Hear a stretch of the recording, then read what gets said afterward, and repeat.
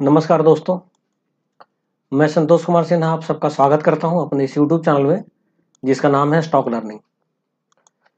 दोस्तों, आज मैं इस वीडियो में आप लोगों को बताने जा रहा हूं कि मैं जब भी किसी शेयर में इन्वेस्ट करता हूं या कभी थोड़ी बहुत ट्रेडिंग में कर लेता हूं। हालांकि ट्रेडिंग में ज़्यादा नहीं करता, मगर कभी-कभी ये होता है कि इंसान का कभी-कभी मूड चेंज होता है। उस केस में कभी मैं थोड़ी बहुत ट्रेडिंग कर लेता हूं। तो मेरा स्ट्रेटेजी क्या होता है, क्योंकि काफी लोगों ने मुझसे पूछा है और वो जानना चाहते हैं कि सर आप कैसे इन्वेस्ट करते हो, या आप जब ट्रेडिंग करते हो तो आप कैसे ट्रेडिंग करते हो। तो हर किसी का अपना अपना तरीका होता है ट्रेडिंग करने का। जरूरी नहीं है कि मैं जैसे करता हूं आप सब लोग भी वैसे ही करें या आप लोग को मेरा तरीका पसंद आए, मगर मैं अपने तरीके से ट्रेडिंग करता हूं और मैं कोशिश करता हूं कि मैं सेफ जोन में रहूं। और मैं ग्रीड और फियर, डर और लालच, इन दोनों के बीच में ट्रेडिंग करता हूं या इन्वेस्टमेंट करता हूं। मैं बहुत एग्रेसिव होकर के एग्रेशन में ना तो शेयर लेता हूं, खरीदता हूं, और ना तो बेचता हूं। ये मेरी शुरू से आदत है। तो कहीं कहीं पे बेवकूफी भी हो जाती है, मगर मैं उसको बेवकूफी मानता नहीं। अगर कभी कुछ गलती भी हो गई तो मैं उसको एक लर्निंग मानता हूं, एक्सपीरियंस मानता हूं। और मैं ये मान के चलता हूं कि अभी जो मैंने गलती की है, आगे चल करके मैं ऐसी गलती नहीं करूंगा, तो मेरे लिए एक सीख है।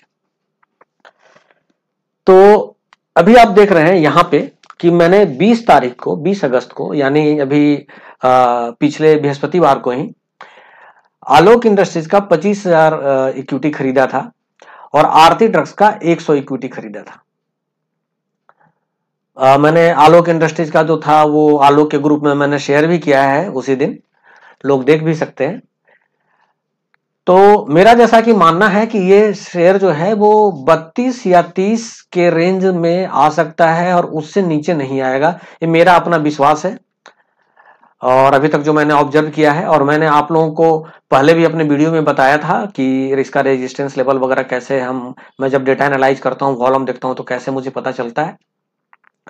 तो मैं क्या करता हूं कि जब कभी भी मुझे किसी शेयर में इन्वेस्ट करना होता है तो मैं क्या करता हूं कि जो उसका टेक्निकल एनालिसिस है उसके अकॉर्डिंग पे एक मोटा मोटी मुझे आइडिया मिल जाता है, उसके बिहेवियर, कस्टमर के बिहेवियर पैटर्न को देखते हुए, या जो ट्रेडिंग पैटर्न होता है पिछले 6 महीने का, उसको देखते हुए कि ये शेयर अब यहां तक लो बनाएगा। तो मान लीजिए मुझे अगर 30 तक का जो है वो डाउट है कि ये शेयर लो बनाएगा, तो मेरा जो इन्वेस्टमेंट होता है उसको मैं 3-4 बराबर बराबर जो है वो पार्ट में डिवाइड कर देता हूं। तो अब आलोक इंडस्ट्रीज की बात लें, मैं अगर मान के चलता हूं कि ये नीचे 30 से या 28 तक जाएगा, तो मैं क्या करता हूं कि मैं खरीदना शुरू करता हूं। पहले मैंने 34 पे खरीदा, ये देखिए 25,000। अब इसके बाद अगर ये 32 पे आया तो फिर मैं और खरीदूंगा। उसके बाद ये 30 पे आया तो फिर मैं और खरीदूंगा। तो उससे क्या होता है कि जो नीचे का लेवल है, और 30 से अगर नीचे अगर आ गया तो और थोड़ा खरीद लूंगा। तो मेरा क्या रहता है कि मैं वेट नहीं करता कि ये मुझे 30 पे दिखाई दे रहा है, तो जब तक ये 30 पे नहीं जाएगा तो मैं तब तक नहीं खरीदूंगा, मैं 30 पर ही खरीदूंगा। तो ये जो लालच है ना कि सबसे कम दाम पे मैं खरीदूं, और ये लालच होता है कि सबसे ज्यादा दाम पर मैं बेचूं, उसमें आप अपना पैसा गंवा बैठते हैं उस लालच में। तो मैं उस लालच में कभी नहीं पड़ता, क्योंकि अगर मैं 34 पे खरीदता हूं ये सोच करके अगर 32 पे जाएगा तो मैं खरीद लूंगा, तो मेरा एवरेज 33 का हो जाएगा। बराबर क्वांटिटी भी 100 क्वांटिटी मैंने 34 पे लिया और 100 क्वांटिटी मैंने 32 पे लिया, तो मेरा 33 का एवरेज हो जाएगा। अगर फिर 30 पे मैंने और ले लिया 200 क्वांटिटी, तो मेरा एवरेज और नीचे आ जाएगा। तो मैं इस पैटर्न से किसी भी शेयर में इन्वेस्ट करता हूं, या अगर ट्रेडिंग भी करता हूं तो उसमें भी मेरा ये होता है कि एंट्री कहां पे कैसे बनाई जाए। मैं कभी वेट नहीं करता कि 32 पे जाएगा या 30 पे जाएगा, जो मैं देख रहा हूं रेजिस्टेंस, तो मैं उस सबसे लो प्राइस पे ही खरीदूंगा। तो ऐसा आप लोग कभी ना करें। रुपया 2 रुपया का जोखिम हमेशा लें। हो सकता है यहीं से बाउंस बैक हो जाए, क्योंकि कोई भी गारंटी नहीं दे सकता कि हाँ भाई ये तो इस लेवल को टच करेगा ही करेगा, और वो महामूर्ख होते हैं। और अगर वो लेवल टच कर जाता है एक आध बार तो वो तुक्का कहलाता है, क्योंकि शेयर जो है अपने पास हमेशा इतना बेनिफिट ऑफ डाउट मार्केट रखता है कि वो आसपास आकर के ही वो रिवर्स होता है या कुछ भी होता है। तो अब देखिए यहां पे मैं आलोक की अगर बात करूंगा तो आलोक को मैंने 34 पे लिया था और ये 32 कुछ पे आया था। मैं 20-50 पैसा का और वेट कर रहा था कि नीचे आएगा तो मैं जो सेकंड जो पार्ट है मेरा मैं उसको एक्सिक्यूट करूंगा, मगर मैं नहीं कर पाया क्योंकि वहां के बाद से ही ये ऊपर चला गया। तो अगर मैं आप यहां पे देखेंगे तो ये टोटल क्वांटिटी आप देखेंगे 2733 और 22,267, यानी दोनों मिलाकर के मैंने 25,000 जो है वो क्वांटिटी लिया।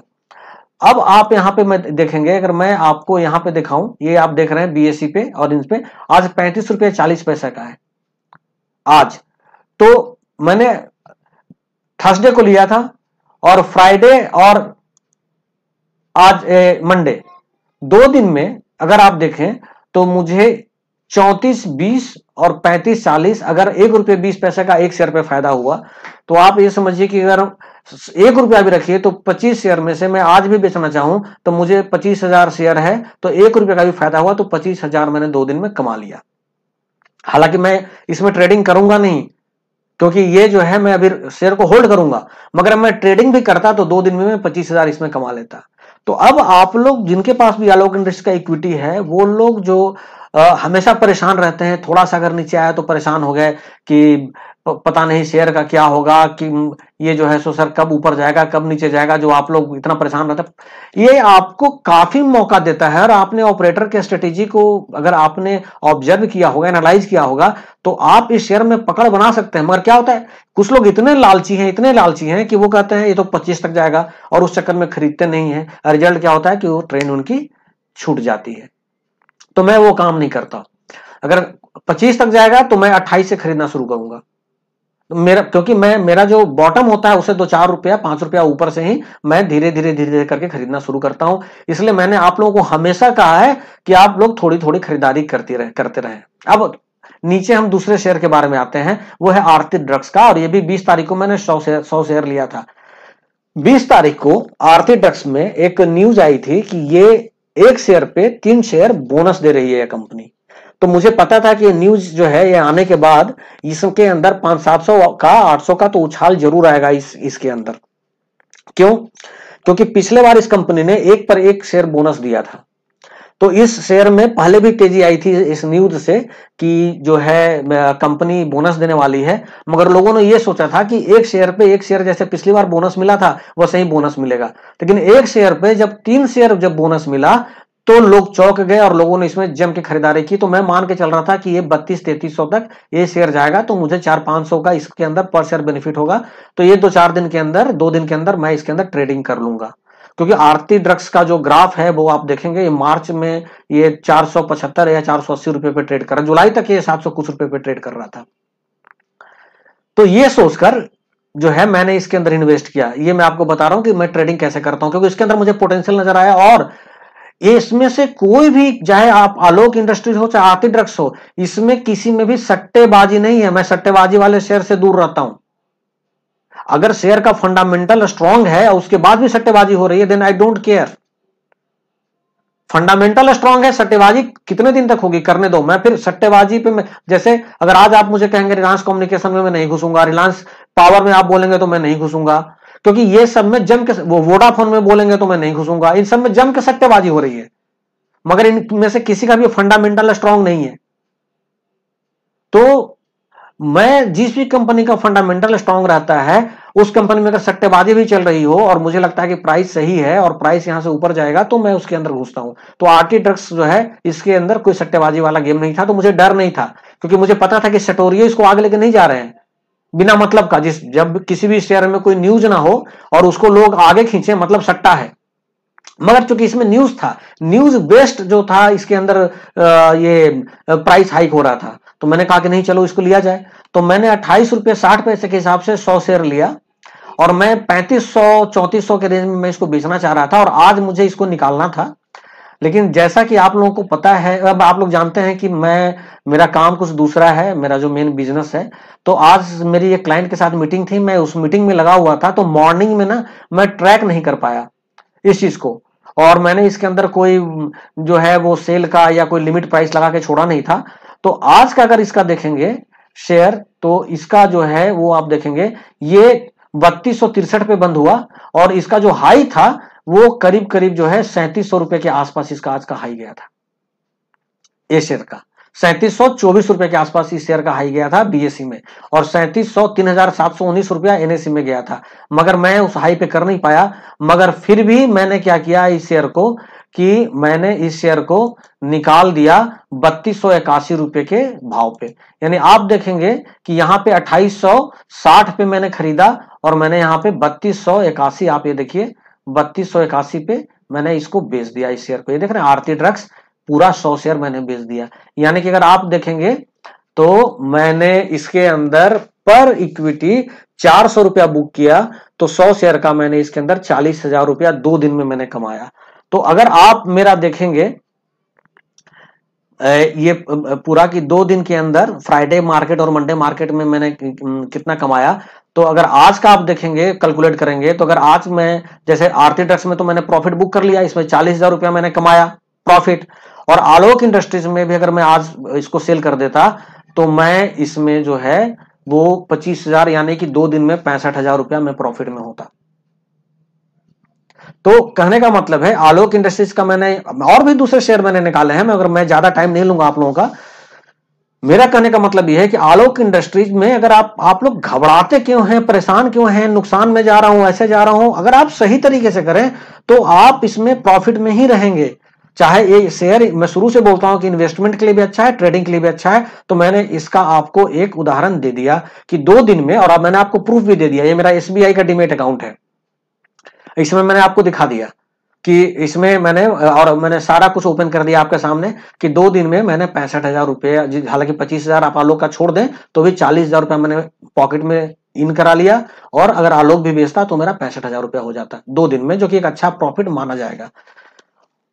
अब मैं आपको दिखाता हूं अपना जो है, ये मेरा एक पोर्टफोलियो है मेरे एक अकाउंट का।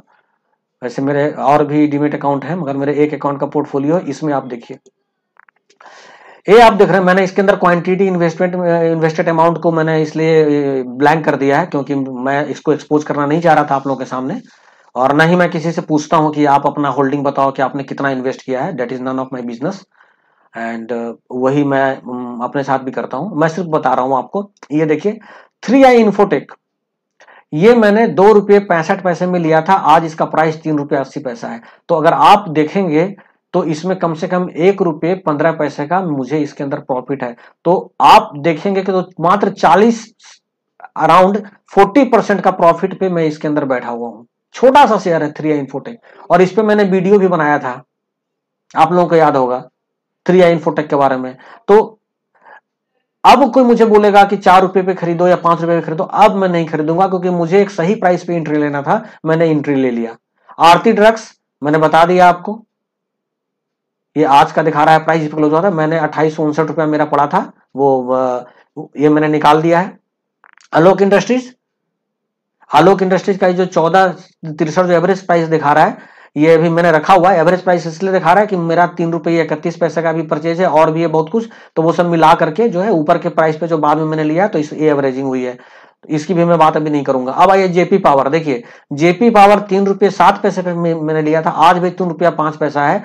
तो अगर ये थोड़ा नीचे भी जाता है तो मुझे, क्योंकि ये मैंने इन्वेस्टमेंट पर्पज से लिया हुआ है, तो मुझे जरा भी इसके अंदर डर नहीं है। क्यों? क्योंकि ये फंडामेंटली स्ट्रॉन्ग कंपनी है, इसने डेप्ट अपना पूरा कम कर दिया।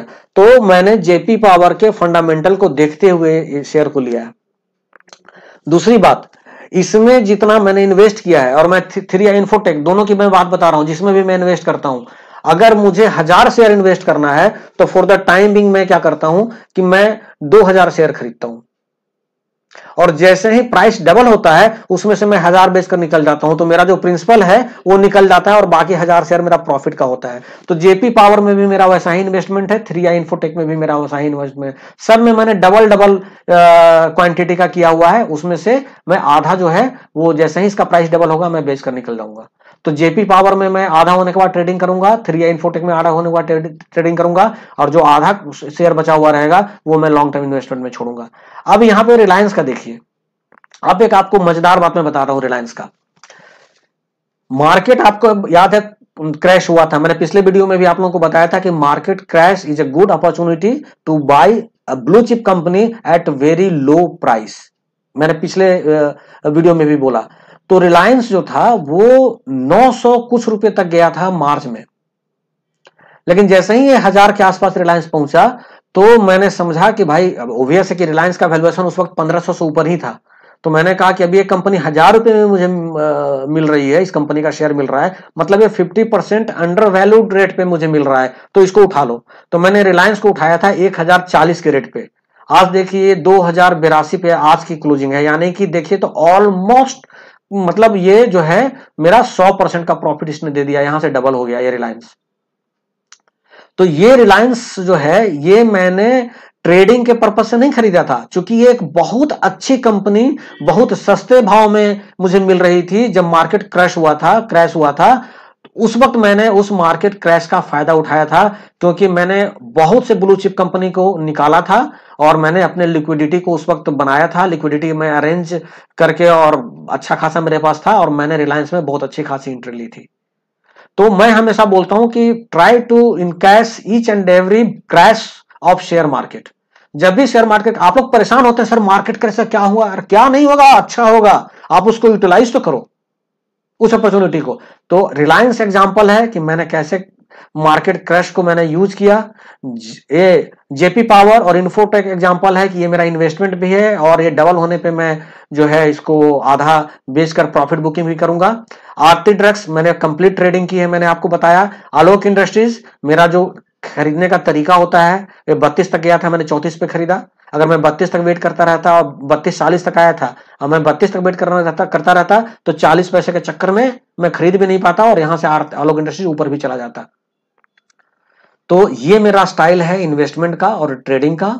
और दूसरी बात, मैंने जेपी पावर पे भी वीडियो बनाया है बहुत डिटेल में, 3i इन्फोटेक पे भी वीडियो बनाया है बहुत डिटेल में।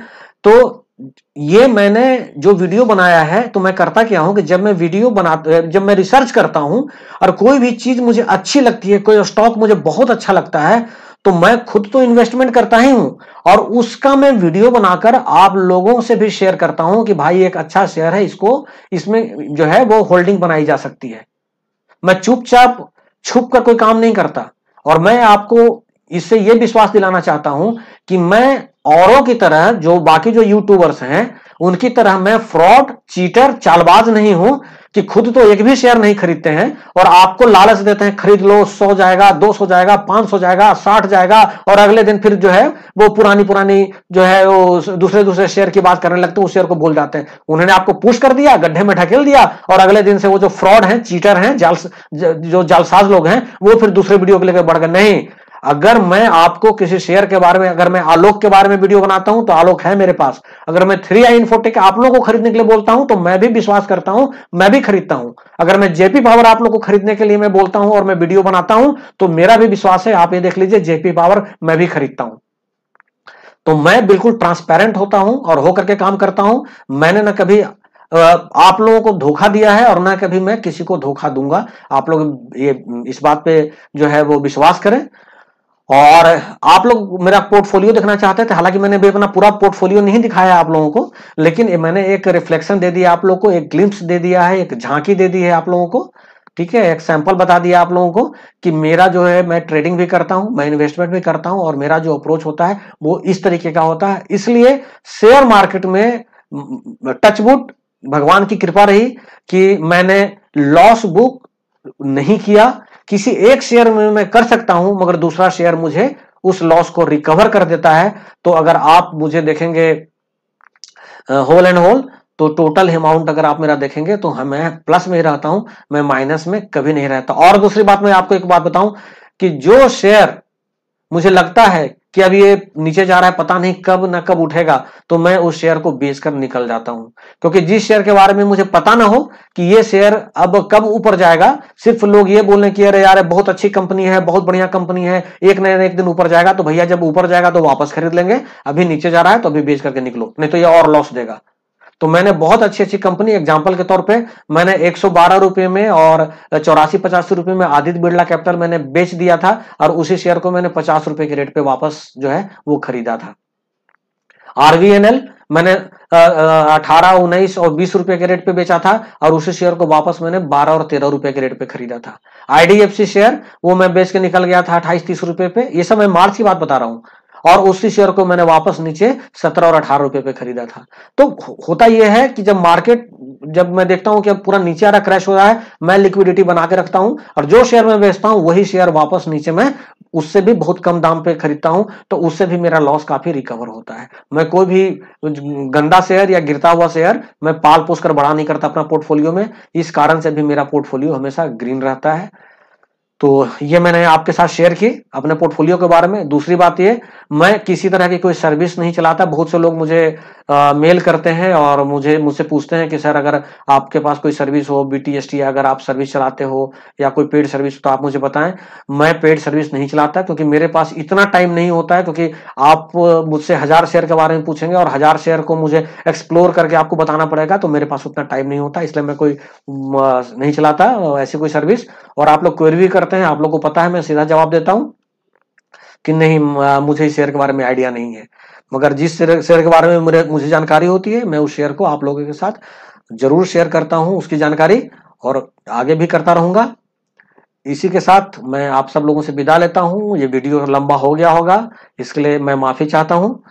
और आपको मैं किसी भी जो है वो काउंटर पे या किसी भी इक्विटी में इन्वेस्ट करने की सलाह नहीं दे रहा हूं। इसके पहले आप फाइनेंशियल कंसल्टेंट से एडवाइस जरूर कर लें। मुझे आज्ञा दें। नमस्कार, जय हिंद, जय भारत, वंदे मातरम।